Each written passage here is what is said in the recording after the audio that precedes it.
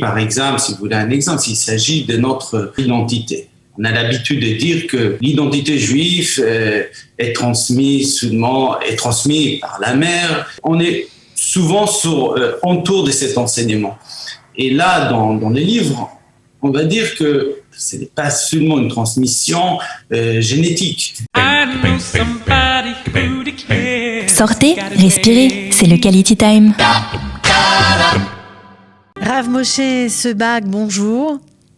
Bonjour. L'éternité des Juifs. Alors, un livre qui vous a été, on va dire, dicté à la suite des cours que vous donnez à la Victoire. Je rappelle que vous êtes le rabbin de la Victoire. Et alors, j'aimerais savoir si c'est simplement une compilation de vos cours ou si ça va quand même plus loin. L'enseignement, les motifs dans les livres enseignent en fait une méthode, on va dire, met des fondations pour l'espoir.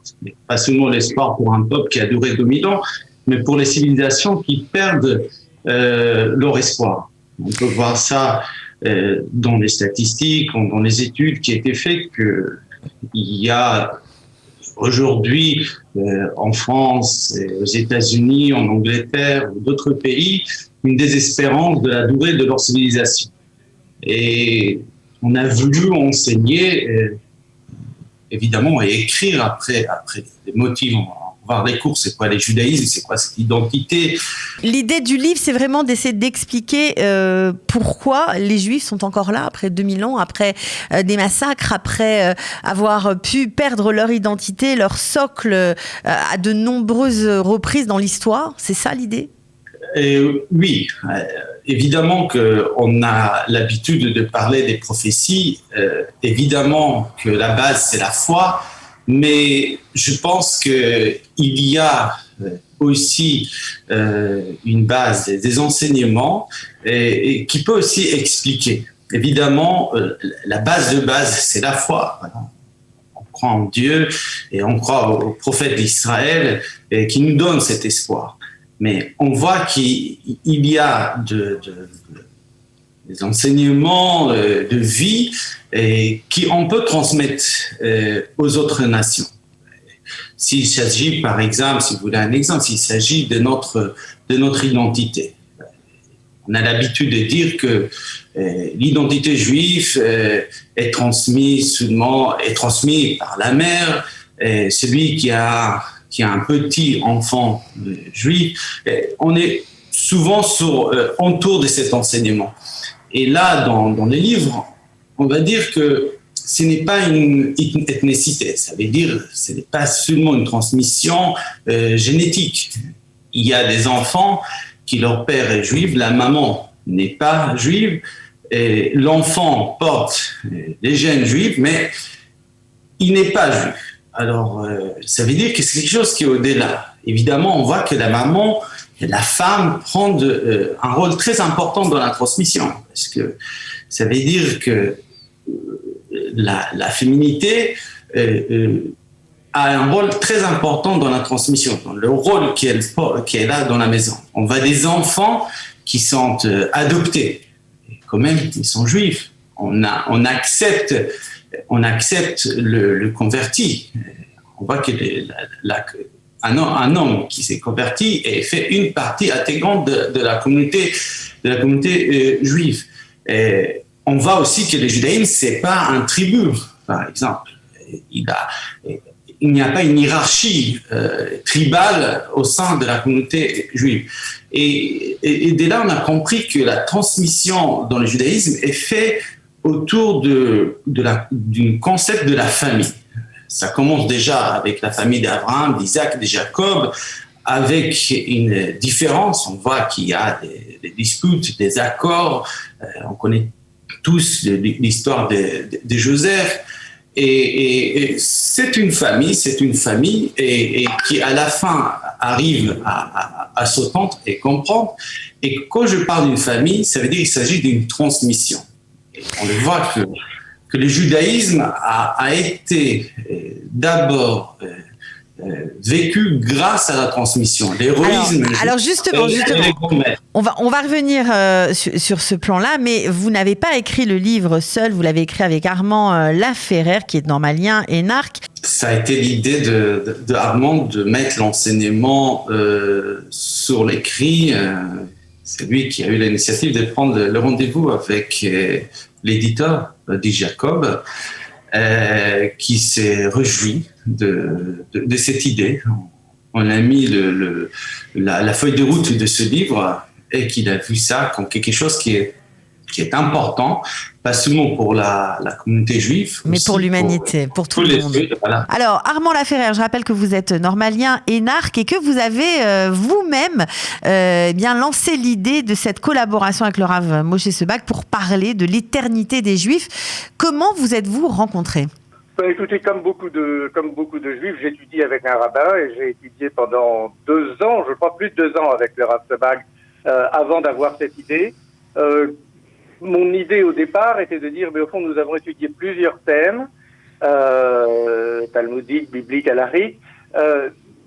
Il y a un fil commun. Il y a un fil commun, c'est que tout cela a participé à la création d'une culture, à la création d'un peuple qui a survécu à tout, alors qu'il n'aurait pas dû. Quand on voit l'histoire, objectivement, nous aurions dû disparaître vu les circonstances historiques. Si nous avons survécu à tout, c'est qu'il y a une raison. Il y a bien sûr la Hashgacha Pratit, il y a bien sûr les plans de l'Éternel. Mais ça se traduit concrètement dans l'histoire, pas de manière théologique, de manière historique, par un certain nombre de choses qui ont accompagné le peuple juif pendant tous ces siècles et ces millénaires en exil. Et si nous étudions ça de manière systématique, si nous prenions parmi ce que nous avons étudié les sujets qui permettent de comprendre ce qui s'est passé. Alors, c'est ce que vous avez fait pour donner un espèce on va dire de bonne conduite, de guide de bonne conduite aux autres peuples. C'est ça ce que vous aviez derrière la tête ? De bonne conduite, ne soyons pas trop arrogants. En revanche, peut-être un exemple, c'est-à-dire si beaucoup de peuples en ce moment s'inquiètent, beaucoup de nations, notamment en Occident, s'inquiètent de l'avenir. Il y a une crainte de la fin de la civilisation qui a rarement été aussi élevée. Et donc dire à tous les peuples, écoutez, voilà un exemple d'un tout petit peuple très maltraité par l'histoire, qui malgré tout a réussi à survivre. Qu'est-ce qui s'est passé ? Est-ce qu'il y a des choses dont vous pouvez peut-être vous inspirer en effet ? Et cela recouvre à la fois l'identité du peuple, la manière d'accepter son identité et de vouloir la transmettre à tout prix. Cela recouvre le fait d'avoir des valeurs sur le type de société qu'on veut créer. Et cela recouvre le fait d'avoir une éthique, une spiritualité qui, là encore, donne envie de continuer. Alors, Rav Moshe Sebag, comment vous avez travaillé ensemble ? Est-ce que vous étiez, on va dire, vous preniez des textes en hébreu et vous les expliquiez ensemble, ou alors vous avez vraiment pris le résumé de vos cours, vous avez été questionné peut-être pour aller plus à fond encore sur certains thèmes par Armand Laferrère. Comment vous avez fait ? Je pense que c'est quelque chose qui a été fait tout naturellement. C'est quelque chose que au-delà pour moi, au-delà de la compréhension, c'est un destin, c'est une destin divine comme ça qui est arrivé, mais c'est déroulé naturellement par l'étude. Et Armand, qui a une culture générale encore plus large, m'a demandé souvent où on peut trouver les idées dans le Talmud, ou dans les écrits, ou dans la pensée juive. Et ce livre a été, fait à mesure, construit sur cette collaboration entre culture générale et le texte biblique, talmudique, ou d'autres qui étaient écrits au fur et à mesure dans l'histoire. Vous pouvez nous donner un exemple tous les deux, ou l'un ou l'autre, par exemple, d'un sujet qui venait ou qui était pris au sein de la culture générale et qui était fouillé par les réponses données par la Bible. Oui, il y a un exemple typique et très important qui est celui des limitations du pouvoir. Comme vous le savez, dès la Torah, Moshe Rabbeinu explique que le roi ne doit pas avoir trop de chevaux, trop d'or, trop de femmes, et que c'est très important pour l'équilibre général. Or, la philosophie politique occidentale, à la fin du Moyen-Âge, au début de la Renaissance, a retrouvé ce texte.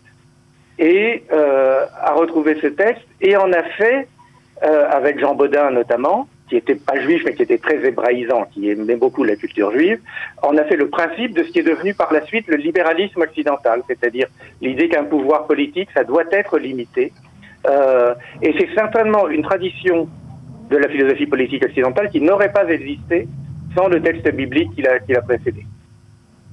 Ok, donc vraiment, vous nous mettez l'eau à la bouche. On a envie de découvrir ce livre. Alors évidemment, on peut d'ores et déjà l'acheter à la Fnac, sur Amazon notamment.